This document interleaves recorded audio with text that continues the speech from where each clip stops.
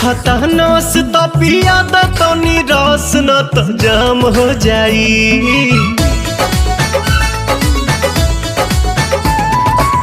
सुखता नस त पिया द तनी रस न त जाम हो जाई, न त जाम हो जाई। ए राजा चलो ना पिपरवा के तरवा ओही जे सारा काम हो जाई। ए राजा चलो ना पिपरवा के तरवा ओही जे सारा काम हो जाई। जानी बात टरकाव यही लागे ढरकाव रानी अजूरी में उठावा के पानी। बड़ा तेज पट धूप सब राजा रूप देखो काहे में फंसी जवानी। राजा चलो ना पिपरवा के तरवा ओही जे सारा काम हो जाई। ए राजा चलो ना पिपरवा के तरवा ओही जे सारा काम हो जाई।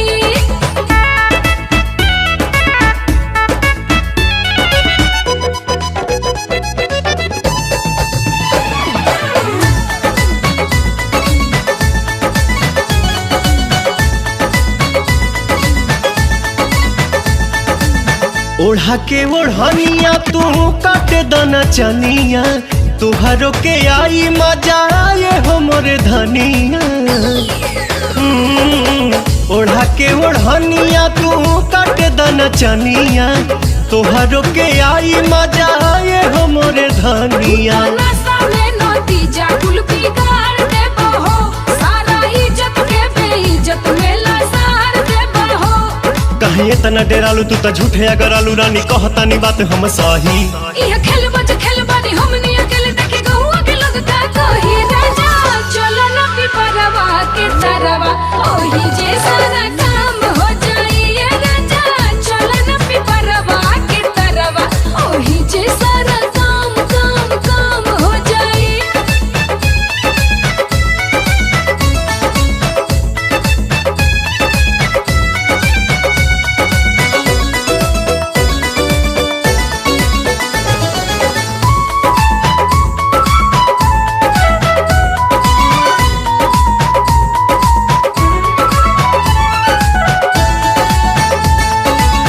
गाल धके मस कब तबे जाके घस कब, सपना में देखल चीज सोझावा से चस कब।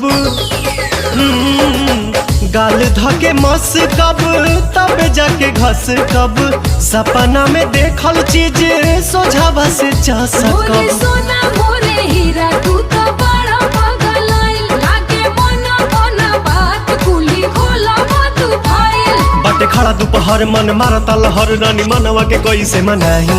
छोड़ जाए दाए जान चल खइलो ने मन अब कइलो न जाता नहीं। राजा चलो ना पिपरवा के तरवा ओही जे सारा